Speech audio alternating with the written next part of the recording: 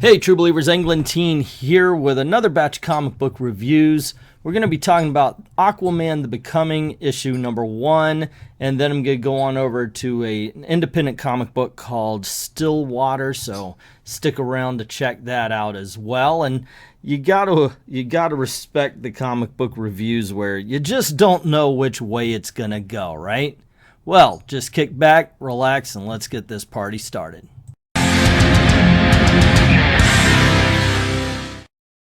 I don't think the art is bad on the cover.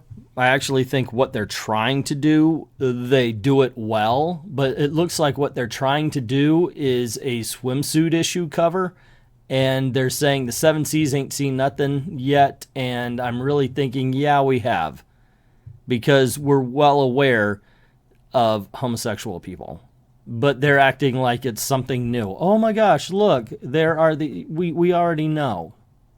The book opens on Aqualad here beating the tar out of a parademon, and we end up finding out that this is a training sequence.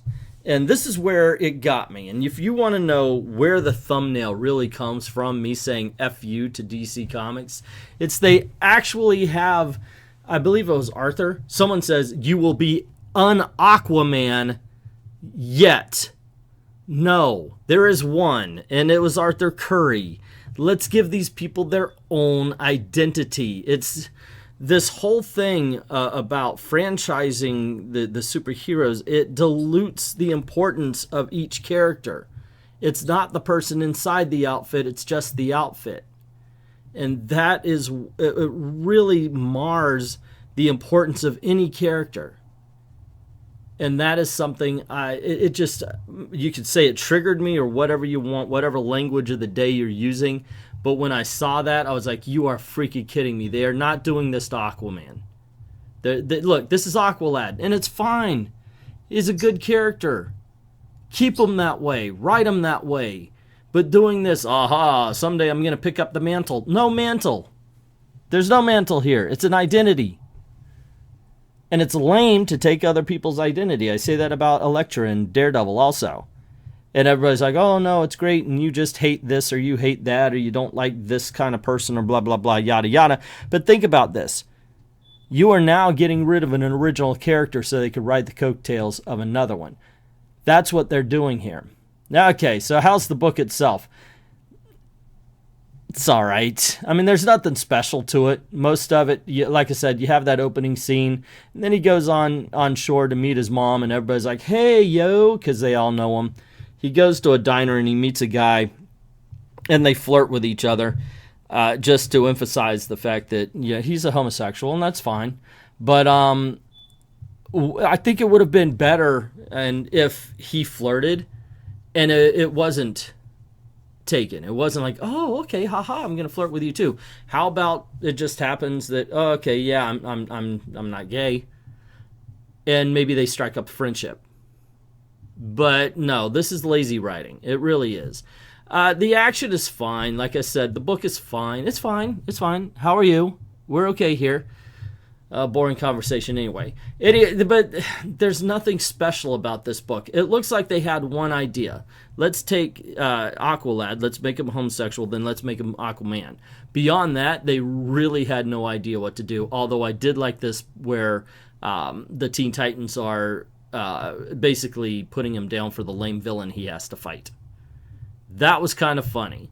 Overall, I don't know. It's maybe I'll check out the second issue, but I'm not exactly inspired to. Next, we're going to move on to Stillwater number 9.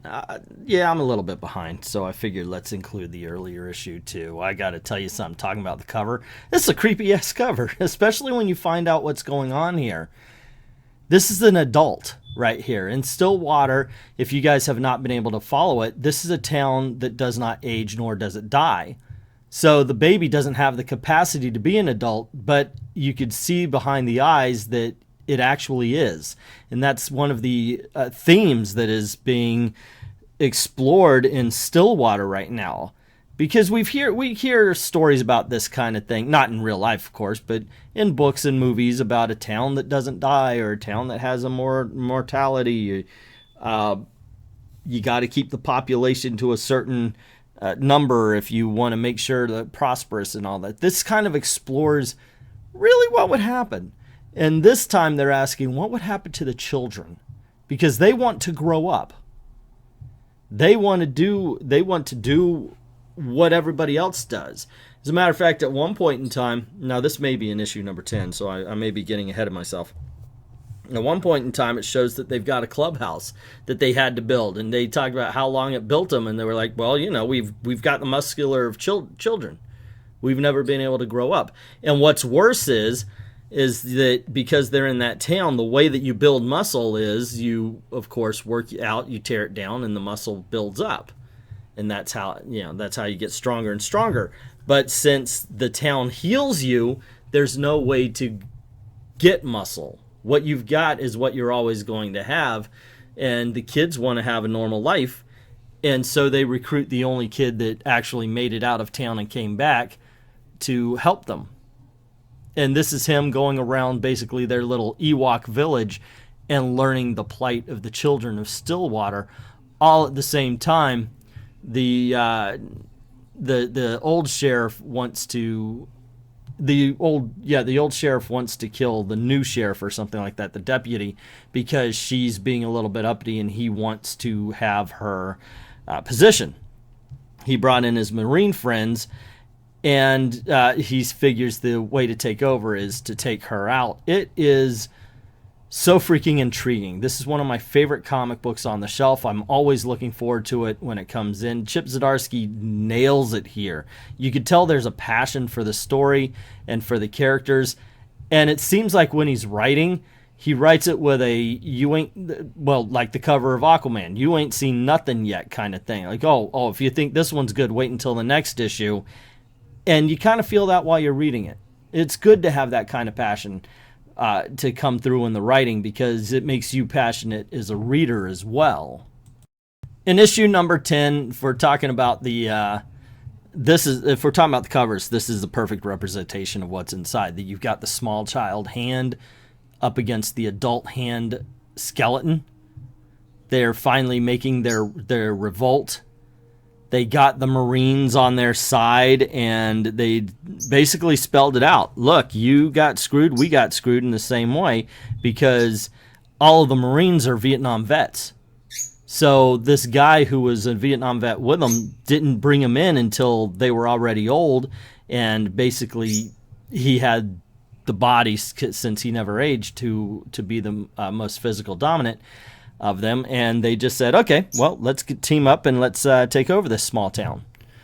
And that's basically the premise here. The kids and the old people get together, and they decide they're going to take over, and they're going to change the rules. Now, whether or not it's for the better or for the worse, that's the big question.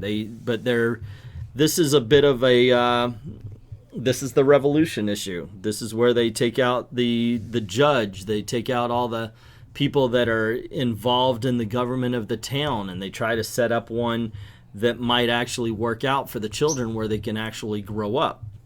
And you see that this has been planned from the very beginning. Right here, this is a scene out of the first issue that they're kind of giving you another point of view of from the kids. It's, once again, I don't know what else to say that I didn't say in the review for issue 9. The writing's impeccable. Now, whether or not the art is, there's some times where I think it's a little bit off with the faces. If they're supposed to be kids, sometimes it sort of fails because they draw too many lines on the faces, like the ink lines, and it makes them look older than they are, and then sometimes they look exactly how old they're supposed to be.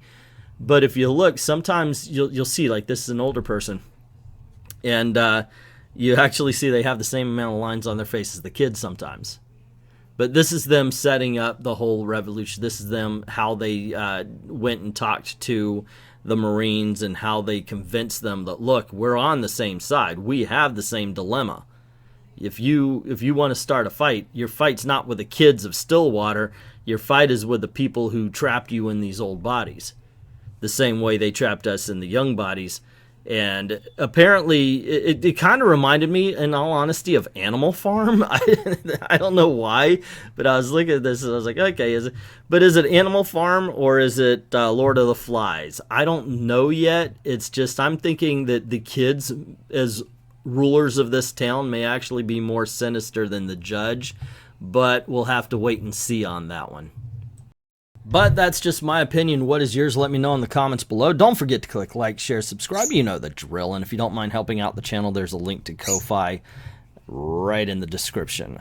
And let me know what you think about these books as well. I'm very curious to find out your opinions. Am I right or wrong? Did you read Aquaman and go, oh my gosh, it's the greatest book ever? If you did, please tell me and tell me why. I am very, very curious to know. And with that, I say to all the true believers, thank you very, very much for watching.